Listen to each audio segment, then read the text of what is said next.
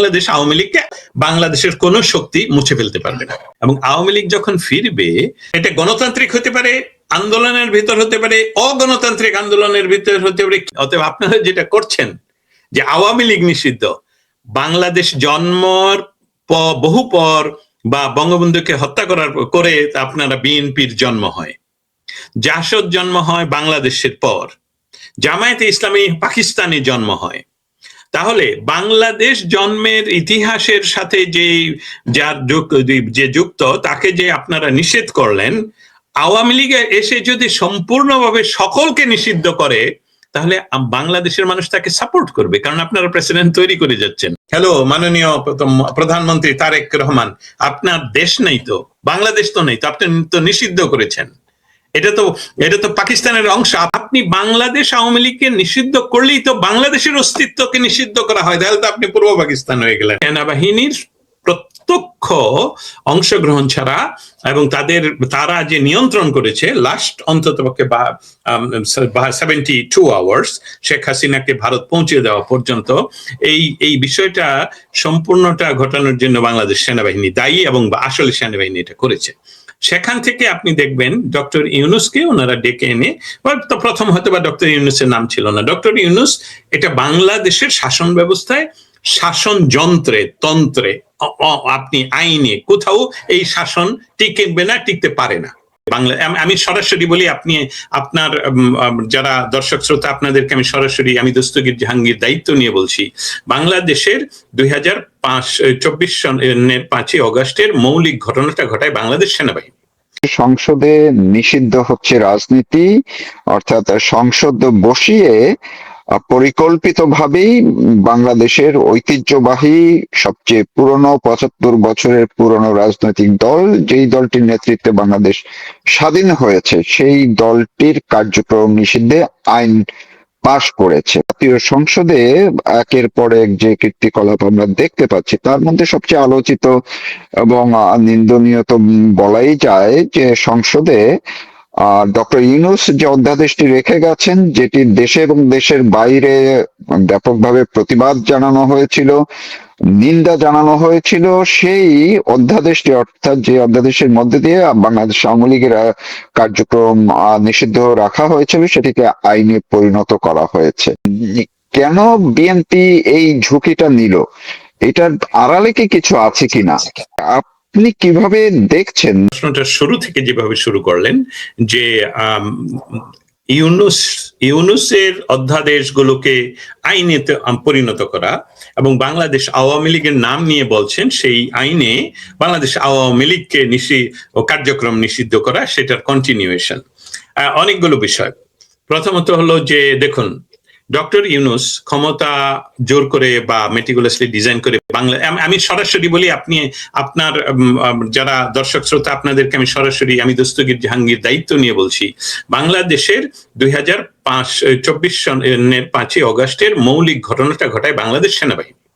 এবং বাংলাদেশ সেনাবাহিনীর প্রত্যক্ষ অংশগ্রহণ ছাড়া এবং তারা যে নিয়ন্ত্রণ করেছে লাস্ট অন্ততপক্ষে 72 আওয়ার্স শেখ হাসিনাকে ভারত পৌঁছে দেওয়া পর্যন্ত, এই বিষয়টা সম্পূর্ণটা ঘটানোর জন্য বাংলাদেশ সেনাবাহিনী দায়ী, এবং আসলে সেনাবাহিনী এটা করেছে। সেখান থেকে আপনি দেখবেন ডক্টর ইউনূসকে ওনারা ডেকে এনে, প্রথম হয়তো বা ডক্টর ইউনূসের নাম ছিল না, ডক্টর ইউনূস এটা বাংলাদেশের শাসন ব্যবস্থায়, শাসন তন্ত্রে আপনি আইনে কোথাও এই শাসন টিকবে না, টিকতে পারে না, নাই। সেই শাসন ব্যবস্থার মধ্যে আমি দস্তগীর জাহাঙ্গীর ইউনূসের জায়গায় বসে কি করলাম, ভয়েসকে সরকারি মুখপাত্র করে দিলাম, ভয়েসকে দিয়ে দিলাম সমস্ত কিছু। এটা কি হবে? এটা হবে না। ডক্টর ইউনূস বসেই গ্রামীণ ব্যাংকের সরকারি যে মালিকানা সেটা কমিয়ে আইন করে, অধ্যাদেশ করে বললেন যে বা সরকারের, এবং এটা নির্বাচিত সরকার তো নাই, কোনো গণতান্ত্রিক না, কোনো সরকারই না। সে বলল যে গ্রামীণ ব্যাংকের সরকারের মালিকানা প্রাইভেট সেক্টরে, মানে তাদেরকে দিয়ে দেওয়া হচ্ছে, ডক্টর ইউনূসের অধীনে দিয়ে দেওয়া হচ্ছে।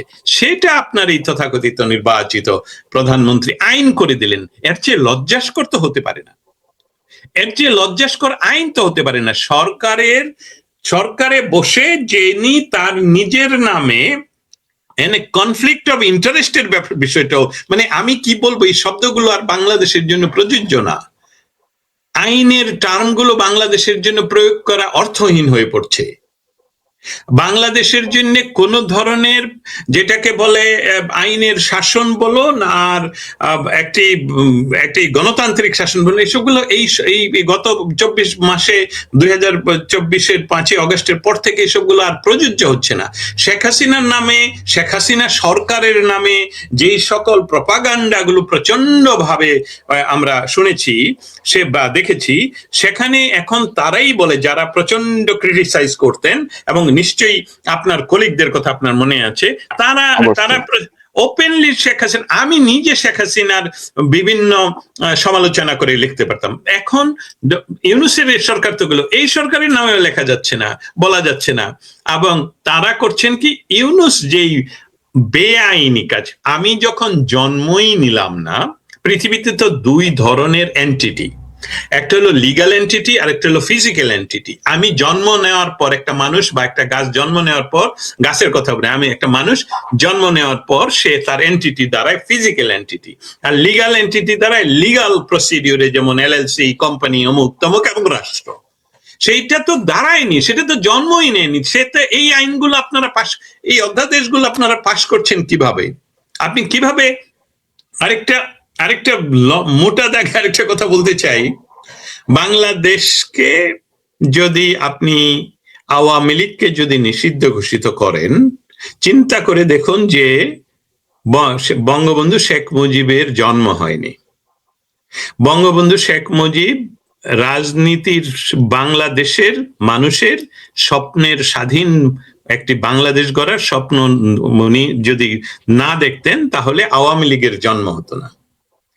আওয়ামী লীগ কিন্তু সেই সময়ে পাকিস্তান হয়েছে ইসলামী মুসলমানদের জন্য দেশ। সেই দেশের জন্মের 20 বছরের নিচে সময়ের ভিতরে বঙ্গবন্ধু মুসলিম শব্দটাই বাদ দিতে পেরেছেন। একেই বলে নেতৃত্ব এবং দূরদর্শিতা এবং সাহসিকতা।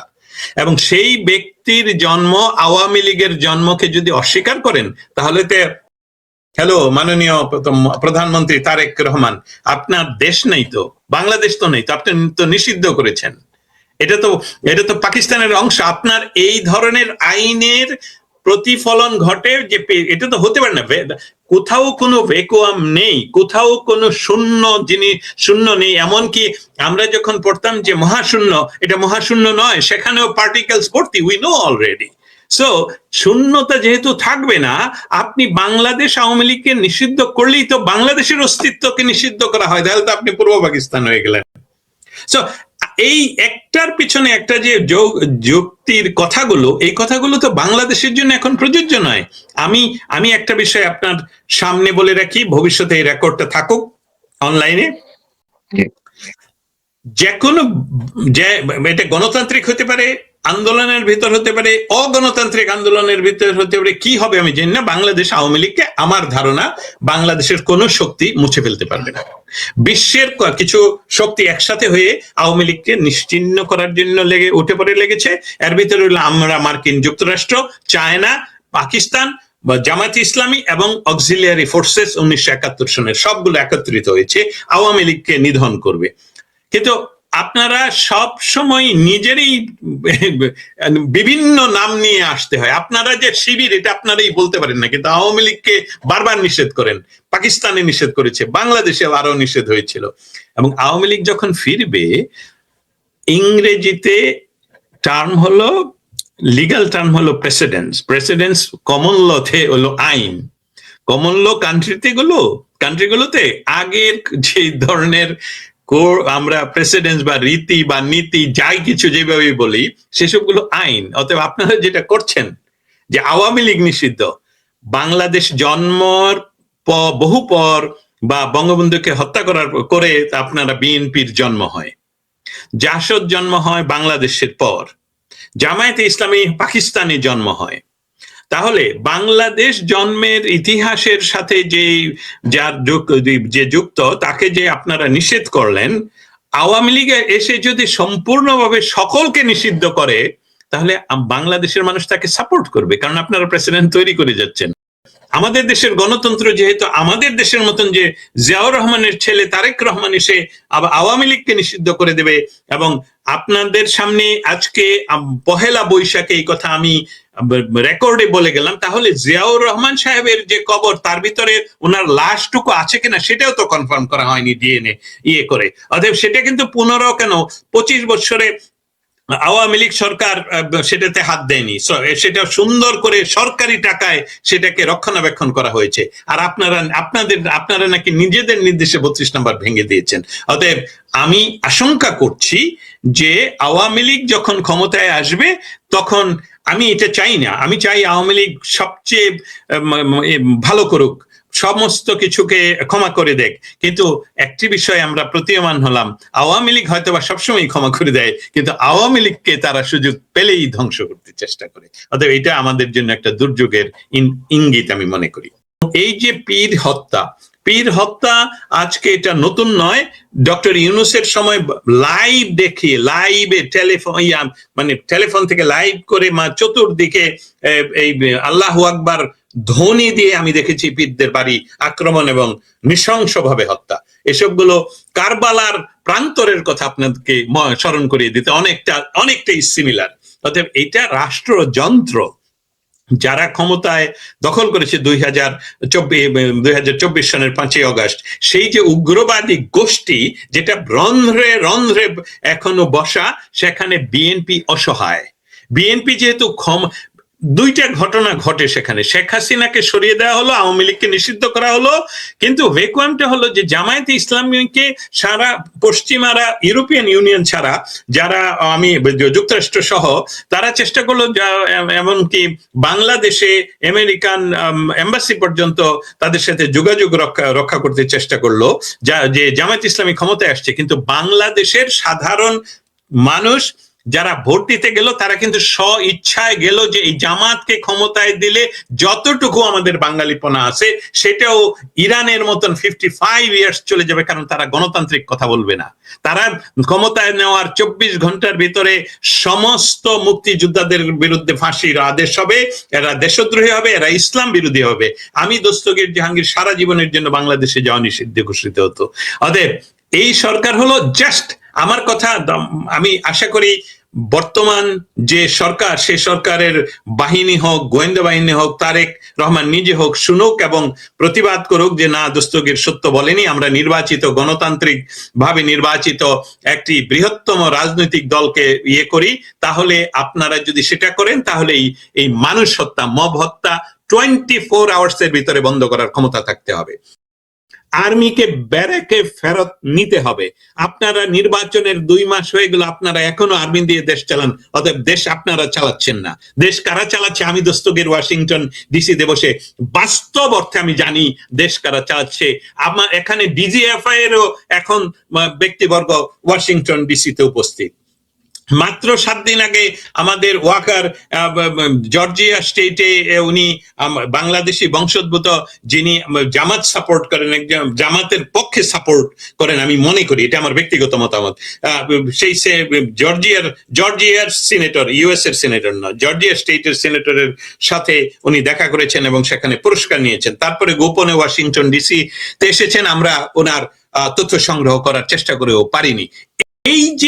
এই যে পাকিস্তানি ব্যবস্থা, কারণ পাকিস্তানের রাজনীতির সম্পূর্ণ ব্যবস্থাটাই হলো আর্মি ব্যাক প্রশাসন। আর্মি এই ক্ষমতায় থাকতে হবে। বাংলাদেশের শাসন ব্যবস্থার পরিবর্তন ঘটিয়ে বাংলাদেশের জেনারেল মুনির বানানো হয়েছে ওয়াকারকে, এবং তারাই দেশ আসলে পরিচালনা করছে। ছোট জগন্নাথ হলো আমাদের তারেক রহমান। যদি তারেক রহমান আপনার ক্ষমতা থাকে তাহলে এসবগুলো বন্ধ করুন, না হলে এই গণপিটুনির শিকার, এই মবের শিকার আপনাদেরকে হতে হবে। এবং তারা কিন্তু প্রতিনিয়ত বলছে, এটা কিন্তু ভুলে যাবেন না, যে তারা যখন আর্মির ক্যান্টনমেন্টের বিরুদ্ধে কথা বলে তখন আর্মি জেনারেল বা প্রধান জেনারেল বলে ওরা ছোট মানুষ, ওদেরকে মাফ করে দাও। এটা আদর, এটা বুঝতে হবে তাদের। কেন বাংলাদেশের সমস্ত আর্মি যানগুলো দিয়ে এই ধরনের 6টা ছেলেকে সারা বাংলাদেশে ঘুরিয়ে আনা হলো? আপনার যদি ক্ষমতা থাকে, আপনি প্রধানমন্ত্রী, আপনাকে বলছি এই টাকা কোত্থেকে কি কোন খাতে খরচ করা হলো গত 18 মাসে, আমি বলছি ডক্টর ইউনূস সরকারের আমলে, এই যে এনসিপির এই নেতৃবৃন্দকে সারা বাংলাদেশে ঘুরিয়ে আনো। এটা ক্ষমতা থাকলে হাত দেন, ক্ষমতা আপনার নাই, কারণ এনসিপির ওই 4-6 ছেলে সংসদে আপনাদেরকে ধমকাচ্ছে।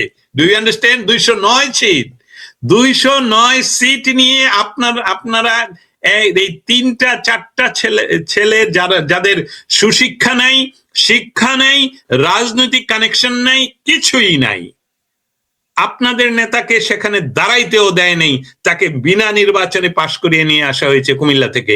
অতএব আপনারা আসলেই ছোট জগন্নাথ, সেটা আমি যেমন দস্তগীর জানি, আপনারাও জানেন। যদি অস্বীকার করেন তাহলে প্রমাণ করুন যে বাংলাদেশে আর আগামী 24 ঘন্টায় বাংলাদেশে কোথাও মব হবে না, চাঁদাবাজি হবে না, ইসলামের নামে জঙ্গিবাদ হবে না, মঙ্গল শোভাযাত্রা বন্ধ থাকবে না, কারণ এটা আমাদের প্রাণের। আমরা মঙ্গল চাই, আমরা শান্তির দূতকে আর চাই না, আমরা মঙ্গল চাই, বাংলাদেশের মঙ্গল চাই, এমনকি প্রধানমন্ত্রী তারেক জিয়া আপনারও মঙ্গল চাই।